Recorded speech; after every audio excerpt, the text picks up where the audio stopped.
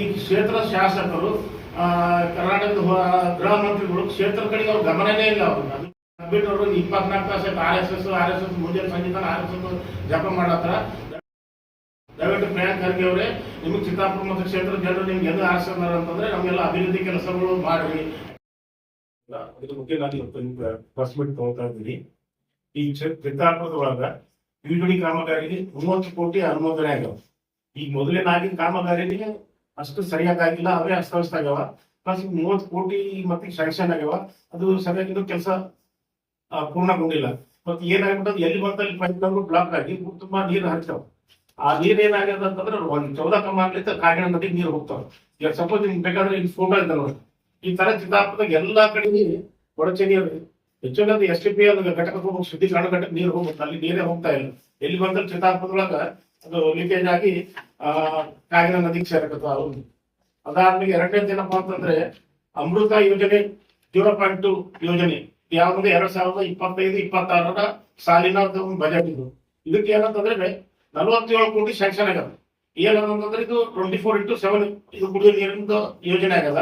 ಇದ್ರಾಗ 40% central government, 40% state government, 20% ನಮ್ಮ Chittapur TMC ಇದ್ರಾಗ ಇದು ಮಾಡ್ತಾರೆ, ಇದು ಫಂಡ್ ಅದು. ಬಟ್ ಇದು ಕೆಲಸ ಅಂತಂದ್ರೆ ಬಿಹಾರ ಮೂಲತಃ ನಳಂದ ಏಜೆನ್ಸಿಯವರಿಗೆ ಸ್ಯಾಂಕ್ಷನ್ ಆಗ್ಯದ. ಇದು ಕೆಲಸನೂ ಅರ್ಧಂಬರ್ಧ ಮಾಡಿ ಬಿಟ್ಟು ಹೋಗ್ರಿ. ಯಾಕಪ್ಪ ಅಂತಂದ್ರೆ ಅಲ್ಲಿ ಸರ್ಕಾರದ ದುಡ್ಡು ಇಲ್ಲ. ಅದಾದ್ಮೇಲೆ SCP STP ಯೋಜನೆ ಅಡಿಯಲ್ಲಿ KKRDB ಅನುದಾನ ಶಿವರಾವ್ ಪಾಟೀಲ್ ಅವ್ರ ಮನೆಯಿಂದ ಜನತಾ ಚೌಕ್ ವಾಯ ಅಂಬೇಡ್ಕರ್ ಶಿವರಾವ್ ಪಾಟೀಲ್ ಅವ್ರ ಮನೆಯಿಂದ ಅಂಬೇಡ್ಕರ್ ಚೌಕ್, ಭುವನೇಶ್ವರ ಚೌಕ್ಲಿಂದ ಜನತಾ ಚೌಕ್ ತನಕ ಇದೊಂದು ಕಾಮಗಾರಿ ಸುಮಾರು ವರ್ಷಗಳಿಂದ ಪೆಂಡಿಂಗ್ ಬಂದ. ಇದು 47 ಲಕ್ಷ ಕೆಲಸ, ಇದು ಅರ್ಧಕ್ಕೆ ನಿಂದಿಸ್ಬಿಟ್ಟಾರ. ಇದಾದ್ಮೇಲೆ ಮತ್ತೆ ಅಂತಂದ್ರೆ ಈ ನಗರೋತ್ಥಾನ 4ನೇ ಹಂತದ ಒಂದು ಕೆಲಸ, ಅದು 5 ಕೋಟಿ ಅನುದಾನ. ಚಿಂತಾಮಣಿ 5 ಕೋಟಿ ಅನುದಾನ.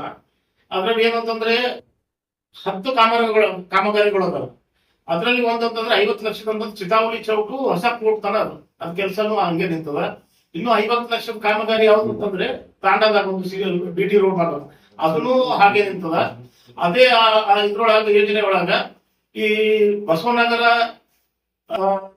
ಏನಿಂತ ಬಾರ್ಪೇಟೆ ಹರಿಜನವಾಡಕ್ಕೂ ಇದು ಕನೆಕ್ಷನ್ ಒಂದು ಬ್ರಿಡ್ಜ್ ಮಾಡಕತ್ತಾರ. ಆ ಬ್ರಿಡ್ಜ್ ಸುಮಾರು 1 ಕೋಟಿ ರೂಪಾಯಿ ಏನೋ ಈ ಇದ್ರ ಯೋಜನೆ ಒಳಗೆ ಅದು ಹಣ ಮೀಸಲಿಟ್ಟಾರ. ಅದನ್ನು ಕೆಲಸ ಅರ್ಧ ಮಾಡಿ ಹಾಗೆ ನಿಲ್ಸಾರ. ಹೆಚ್ಚಾಗಿ ಅದು ಕೆಲಸ ಮಾಡೋದು ಅವಶ್ಯಕತೆನೇ ಇದ್ದಿಲ್ಲ. ಅದು ಸರ್ಕಾರ ದುಡ್ಡು ಹಾಳು ಮಾಡೋದು, ಪೋಲ್ ಮಾಡೋಂಥದ್ದು ಇದು ಒಂದು ಕೆಲಸ. ಯಾಕಂದ್ರೆ ಪಕ್ಕದಲ್ಲೇ 14 ಕಮಾನ್ ಅದ. ಆ 14 ಕಮಾನ್ಗೆ ಇವರು ಲೀಕ್ ರೋಡ್ ಕೊಟ್ಬಿಟ್ರೆ ಈ ಬ್ರಿಡ್ಜ್ ಮಾಡೋದು ಅವಶ್ಯಕತೆನೇ ಇರಲಿಲ್ಲ. ಇದು ಕೆಲಸ ಮಾಡಿದ್ರೆ ಊಟ ನೀರು ನಿಲ್ತದ ಅಂತದ್ದು ಇದೊಂದು ಕೆಲಸ. ಇದನ್ನು ಸುಮಾರು ದಿವಸದಿಂದ ಹಾಗೆ ನಿಂತದ. ಇದಾದ್ಮೇಲೆ 2023-24 ಸಾಲಿನ 15ನೇ ಹಣಕಾಸು ಯೋಜನೆ ಅಡಿಯಲ್ಲಿ 2,32,00,000 ಒಂದು ಕ್ರಿಯಾ ಯೋಜನೆ ಅನುಮೋದನೆ ಆಗಿರ್ತದೆ. ಇದ್ರಾಗ 70% ಕಾಮಗಾರಿ ಪೂರ್ಣ ಆಗಿದೆ, ಇನ್ನು 30% ಕಾಮಗಾರಿ ಬಾಕಿ ಅದ.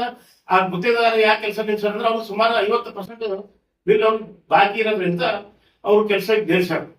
ಅದಾದ್ಮೇಲೆ 2025-26 ಸಾಲಿಂದು 15ನೇ ಹಣಕಾಸಿನ ಯೋಜನೆ ಅಡಿಯಲ್ಲಿ 2,37,00,000 ಕ್ರಿಯಾ ಯೋಜನೆ ಅನುಮೋದನೆ ಆಗಿದೆ. ಇಲ್ಲಿವರೆಗೆ ಯಾವುದು ಕೆಲಸ ಆಗಿಲ್ಲ, ಹಣನೂ ಬಿಡುಗಡೆ ಆಗಿಲ್ಲ. ಮತ್ತು 2026-27 ಸಾಲಿಂದ 16ನೇ ಹಣಕಾಸು ಯೋಜನೆ ಅಡಿಯಲ್ಲಿ 4 ಕೋಟಿಗಿಂತ ಒಂದು ಹೆಚ್ಚಿನ ಅನುದಾನ ಕ್ರಿಯಾ ಯೋಜನೆ ಆಗಿದೆ. ಬಟ್ ಅದು ಇಲ್ಲಿವರೆಗೆ ಯಾವುದೇ ಕೆಲಸ ಆಗಿಲ್ಲ, ಕ್ರಿಯಾ ಯೋಜನೆನೂ ಬಂದ್ ಮಾಡ್ಯಾರ. ಈ ತರ ಒಂದು ಈ ಮುನ್ಸಿಪಾಲಿಟಿದಾಗ ಯಾವ್ದು ಕೆಲಸಗಳಾಗಿಲ್ಲ. ಇಲ್ಲಿ ಬಹಳಷ್ಟು ಕೆಲಸಗಳು ಅಪೂರ್ಣ ಅದಾವ. ಎದಕ್ಕಂದ್ರೆ ಸರ್ಕಾರ ಯೋಜನೆ ಇದು ಯಾವುದೇ ಸ್ಯಾಂಕ್ಷನ್ ಮಾಡಲಿ, ಯಾವುದೇ ಟೆಂಡರ್ ಮಂಜೂರಾದ್ರು ಕೆಲಸ ಅರ್ಧಂಬರ್ಧ. ಯಾಕಪ್ಪ ಅಂತಂದ್ರೆ ಸರ್ಕಾರದ ದುಡ್ಡು ಇಲ್ಲ, ಆ ಕಾಂಟ್ರಾಕ್ಟರ್ ದುಡ್ಡು ಬರಲಾರ ಸಲುವಾಗಿ ಅವ್ರು ಯಾವ್ದು ಕೆಲಸ ಮಾಡ್ತಾ ಇಲ್ಲ. ಈ ತರ ನಮ್ ಕ್ಷೇತ್ರದ ಪರಿಸ್ಥಿತಿ ಅದ. ಈ ಕ್ಷೇತ್ರ ಶಾಸಕರು ಕರ್ನಾಟಕದ ಗೃಹ ಮಂತ್ರಿಗಳು ಕ್ಷೇತ್ರ ಕಡೆಗೆ ಅವ್ರ ಗಮನನೇ ಇಲ್ಲ. ಅವ್ರು ಅದನ್ನ ಬಿಡೋದು 24 ತಾಸು ಬೆಂಗಳೂರ ಬೇರೆ ಬೇರೆ ಕೆಲಸಗಳು ಮೈ ಮೇಲೆ ಹಾಕೋತಾರೆ. ಯಾಕೆ ಬಿಟ್ಟು ಅವರು 24 ತಾಸು RSS ಮುಂಜಾನೆ ಸಂಗೀತ RSS ಜಪ ಮಾಡತ್ತಾರ. ದಯವಿಟ್ಟು ಪ್ರಿಯಾಂಕ್ ಖರ್ಗೆ ಅವರೇ, ನಿಮ್ಗೆ ಚಿತ್ತಾಪುರ ಮತ್ತು ಕ್ಷೇತ್ರ ಜನರು ನಿಮ್ಗೆ ಎಂದು ಆರಿಸಿದಾರ ಅಂತಂದ್ರೆ ನಮ್ಗೆಲ್ಲ ಅಭಿವೃದ್ಧಿ ಕೆಲಸಗಳು ಮಾಡ್ರಿ. ಯಾಕಂದ್ರೆ ನಮ್ದು ನಂಜುಂಡಪ್ಪ ಆಯೋಗದ ಪ್ರಕಾರ ಕರ್ನಾಟಕದೊಳಗೆ ಅತ್ಯಂತ ಹಿಂದುಳಿದ ತಾಲೂಕು ಅದ. ನಿಮ್ಮಿಂದ ಏನೋ ಕೆಲಸ ಅಂತ ಜನ ನಿರೀಕ್ಷೆ ಇಟ್ಟಿದ್ರು. ಅದು ಬಿಟ್ಟು ನೀವು ಅದನ್ನ ಕೆಲಸ ಬಿಟ್ಟು ನಿಮ್ದು ಅಭಿವೃದ್ಧಿ ಕೆಲಸ ಬಿಟ್ಟು ಬರೀ 24 ತಾಸು RSS ಜಪ ಮಾಡೋದು ಬಿಡ್ರಿ ಅಂತೇಳಿ ನಾನು ಈ ಪತ್ರಿಕಾ ಗೋಷ್ಠಿ ಮೂಲಕ ತಮ್ಮಲ್ಲಿ ಕೇಳ್ಕೊಳ್ತೇನೆ.